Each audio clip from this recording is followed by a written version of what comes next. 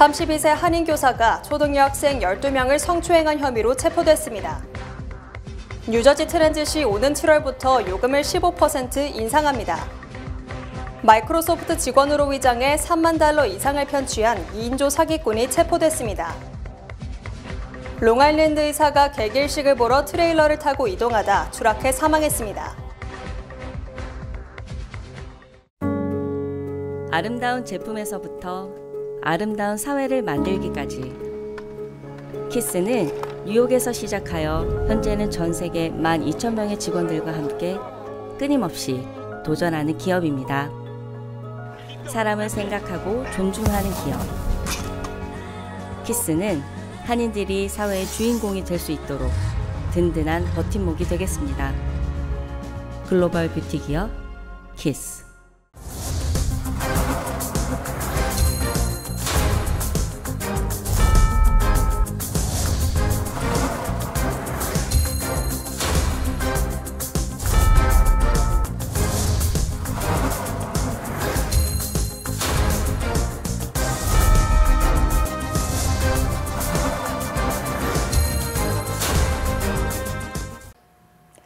시청자 여러분 안녕하십니까? 4월 10일 수요일 TKC 뉴스데스크 첫 소식입니다.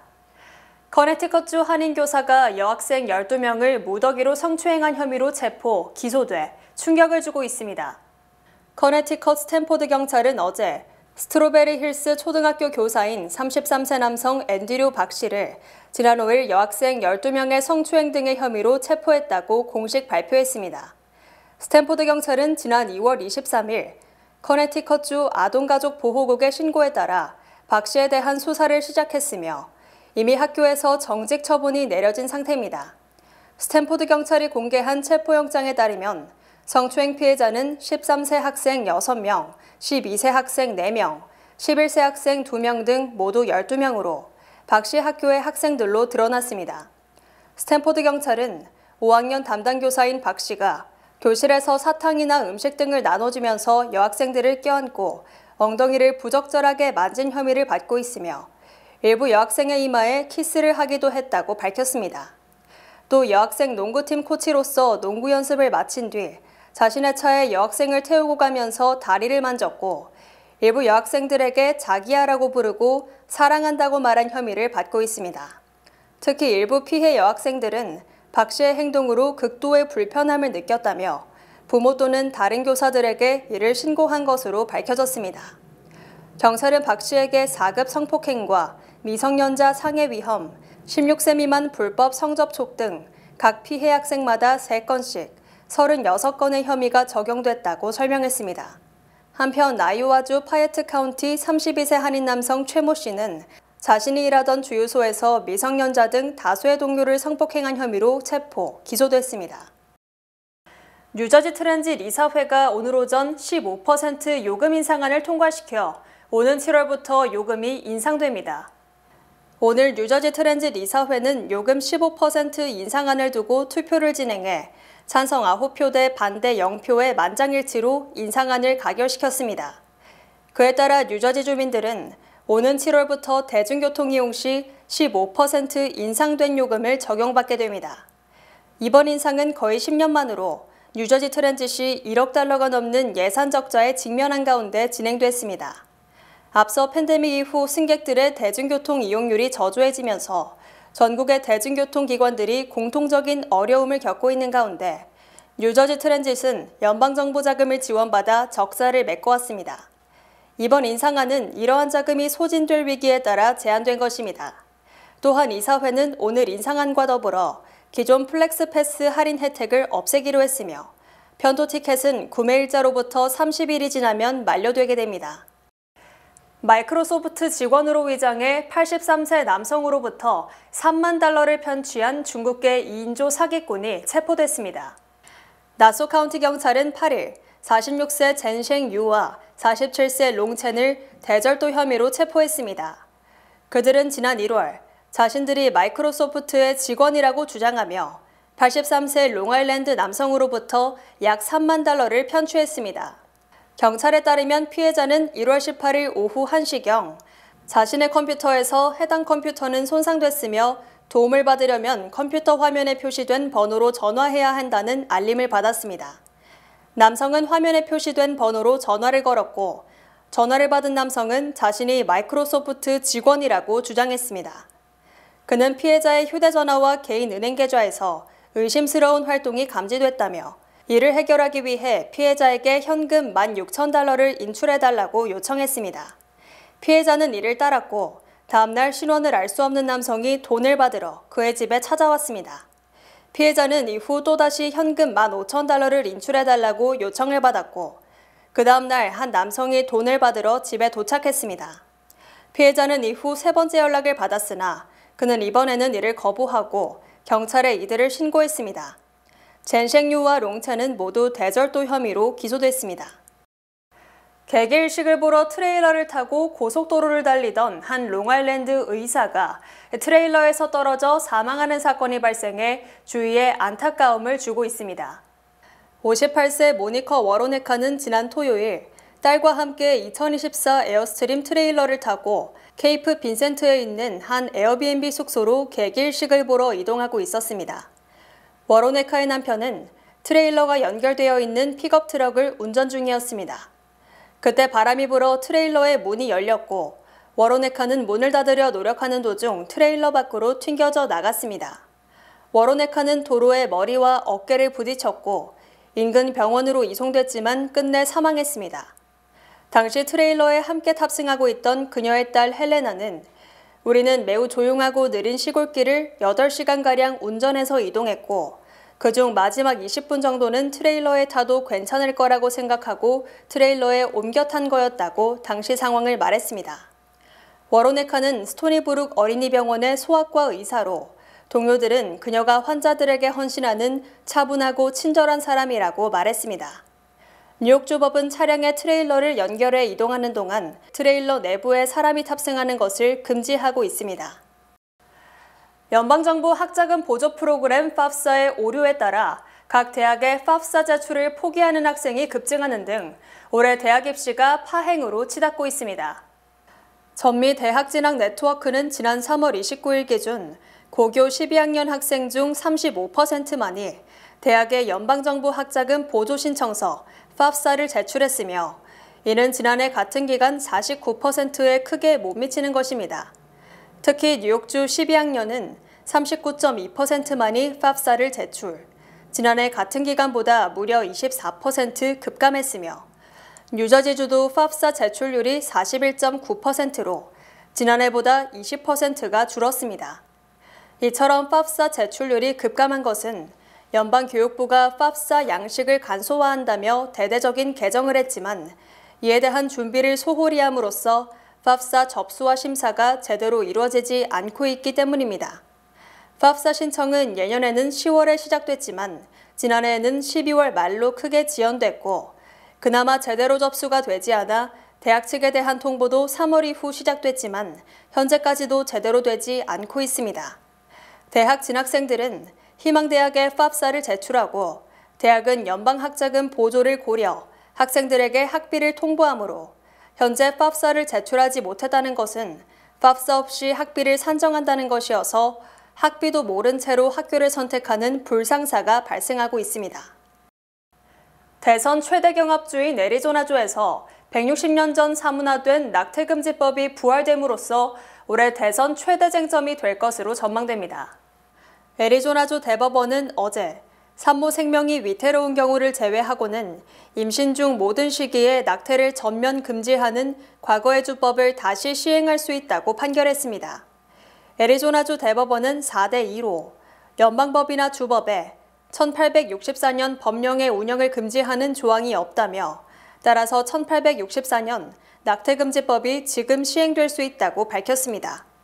다만 이 법이 합헌인지에 대한 추가적인 의견을 듣기 위해 이 사건을 하급법원으로 돌려보내고 14일간 효력을 유보했고 추가로 45일간의 유예기간을 둠으로써 약 60일간 효력이 정지되는 효과를 발휘합니다.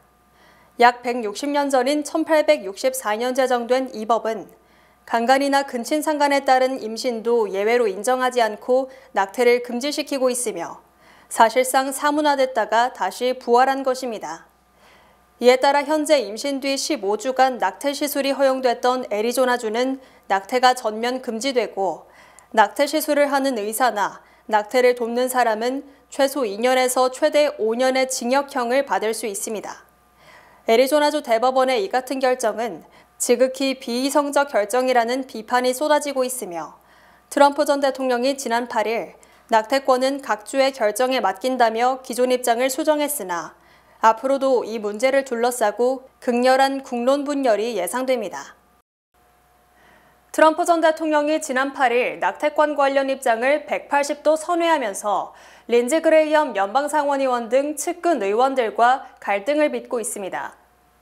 그레이엄 의원은 트럼프 전 대통령의 입장 발표 뒤 임신 후반기에 낙태를 제한하자는 미국인의 공감대와 상반되는 것이며 낙태권이 각주의 권한에 속한다는 트럼프의 성명에 정중하게 반대한다고 즉각 공개적인 반대 입장을 밝혔습니다.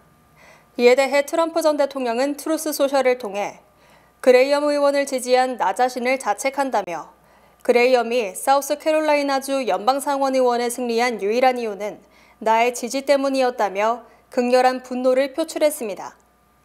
트럼프 전 대통령은 그레이엄 의원은 공화당과 우리나라에 거대한 해를 끼치고 있다며 그레이엄 의원은 처음에는 낙태 전면 금지를 주장하다가 임신 6주까지 허용으로 변한 뒤 최근에는 15주까지 허용으로 바뀌었다며 오락가락한다고 지적했습니다. 트럼프 전 대통령은 많은 좋은 공화당 의원들이 낙태 문제 때문에 선거에서 졌다며 그레이엄처럼 멈출 줄 모르는 사람들 때문에 민주당의 상원과 하원, 심지어 대통령직까지 넘기고 있다며 현실적인 선택을 강조했습니다. 트럼프 전 대통령은 지난 8일 낙태권 제한 판결을 지지하는 기존 입장을 수정, 이를 각주 결정에 맡기고 자신은 비껴나가면서 낙태권 문제에 따른 큰 부담을 덜었다는 분석을 낳고 있습니다. 텍사스주 출신 연방하원 의원이 불신 검문 중 뉴욕 경찰이 사망한 사건과 관련해 뉴욕시경 소속 경찰들에게 텍사스주로 이주하라고 촉구, 에릭 아담스 뉴욕시장이 이를 강력하게 비판했습니다. 텍사스주 출신 배드벤 듀안 연방하원 의원은 뉴욕포스트에 광고를 내고 조나단 딜러 경관이 차량 불심 검문 중 사망했다며 뉴욕시 경찰들은 뉴욕시를 탈출하고 텍사스주에서 일하라고 촉구했습니다. 듀안 하원 의원은 친범죄적 정치인들이 딜러 경관의 영웅적 경력을 추모하라고 강요하는 모습이 너무나 역겹다고 주장했으며 이는 에릭 아담스 뉴욕시장을 겨냥한 발언으로 분석됩니다. 이에 대해 아담스 시장은 어제 뉴욕시청에서 기자회견을 갖고 뉴욕시는 미국에서 가장 안전한 도시라며 이는 나의 주장이 아니라 통계로서 입증되는 것이라고 반박했습니다. 아담스 시장은 뉴욕주는 범죄를 축출하고 질서를 추구하는 정부라며 듀안 의원은 출신 지역인 텍사스주 치안이나 걱정하라고 주장했습니다. 특히 아담스 시장은 달라스 인구 10만 명당 살인사건이 19건이라는 통계를 파워포인트로 보여주면서 듀안 의원은 부하 직원들과 달라스로 달려가 달라스의 폭력 사태를 막아야 할 것이라고 강조했습니다.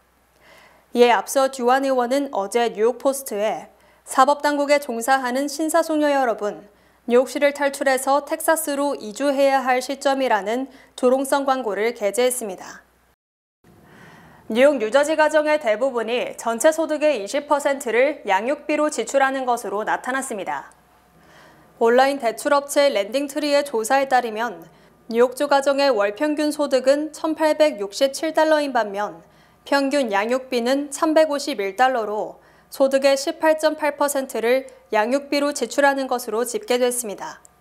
뉴저지주는 월 평균 소득이 $2,325, 평균 양육비는 $442로 소득의 19%를 양육비로 사용한 것으로 나타났습니다. 소득 대비 양육비 지출 비율은 뉴저지주는 13번째, 뉴욕주는 16번째로 높았으며 전체 평균인 18.6%보다도 높은 것입니다. 특히 자녀를 학비를 내지 않는 공립시설이 아닌 별도의 보육비를 내는 교육시설에 보내는 비율이 뉴저지주가 전국 2번째로 높았습니다. 뉴저지주는 114만여 개 가구 중 유료 보육시설에 보내는 경우가 69.8%에 달했으며 이는 전국적으로 워싱턴 DC 78.1%에 이어 두 번째로 높았고 뉴욕주도 62.1%로 8번째로 높았습니다. 주요 단신 전해드립니다. 중국의 과잉 생산을 지적한 제닛 옐런이 중국을 떠나자마자 중국 정부가 2027년까지 산업설비 투자를 25% 이상 늘리는 투자 계획을 발표했습니다. 바이든 대통령이 어제 미국을 국빈 방문한 기시다 후미오 일본 총리 부부에게 유명 가수 빌리 조엘이 서명한 LP판을 선물했습니다. 어제 로스앤젤레스에서 34세 여성이 고속도로에서 자신의 생후 8개월 된 아기를 도로로 던져 숨지게 하고 본인도 스스로 목숨을 끊었습니다. 어제 낮 11시 20분쯤 퀸즈 사우스 리치몬드 힐의 체이스뱅크 앞에서 수류탄이 든 것으로 추정되는 플라스틱 백이 발견돼 뉴욕시경 폭발물 처리반이 출동하는 소동이 벌어졌으나 다행히 피해는 없었습니다. 지난 8일 롱아일랜드 메가더 공항에서 한 남성이 실탄 10발이 장전된 권총을 들고 비행기에 탑승하려다 연방교통안전청에 적발, 체포됐습니다. 메트로폴리탄 교통공사가 뉴욕 시내 주요 교량에서 통행료 미납 차량에 대한 대대적인 단속을 실시, 20만 달러 등 고액 체납자 14명을 체포하고 차량 66대를 압수했습니다. 삼성전자가 지난해 세계 최대 가전시장인 미국에서 점유율 21%로 1위를 기록했고 LG전자가 19%로 2위를 차지하는 등 한국 회사 점유율이 40%에 달했습니다. 지난 2021년 미시건주의 고등학교에서 발생한 총기 난사 사건과 관련 범인인 10대 소년의 부모도 아들을 방치한 책임이 있다며 징역 10년과 15년형이 선고됐습니다.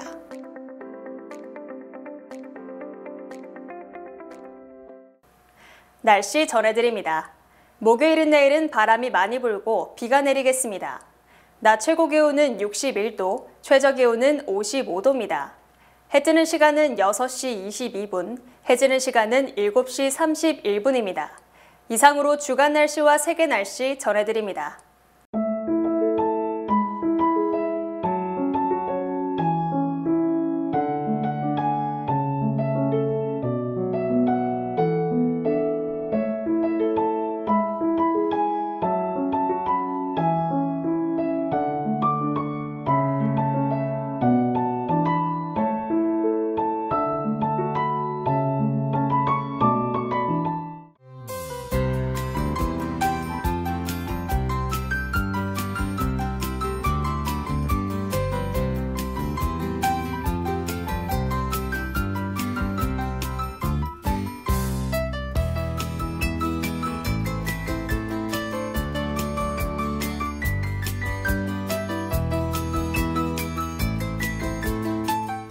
비영리 단체 이노비와 뉴욕 한국문화원이 함께 주최하는 봄 콘서트가 4월 11일 뉴욕 한국문화원 신청사에서 열립니다.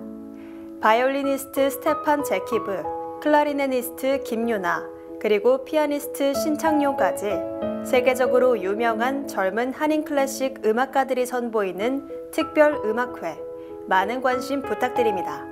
모든 수익은 오직 소외된 이들을 위한 이노비의 다양한 무료 프로그램 운영 비용으로 사용됩니다. 이상으로 4월 10일 수요일 TKC 뉴스데스크 여기서 마치겠습니다. 시청해주신 여러분 고맙습니다.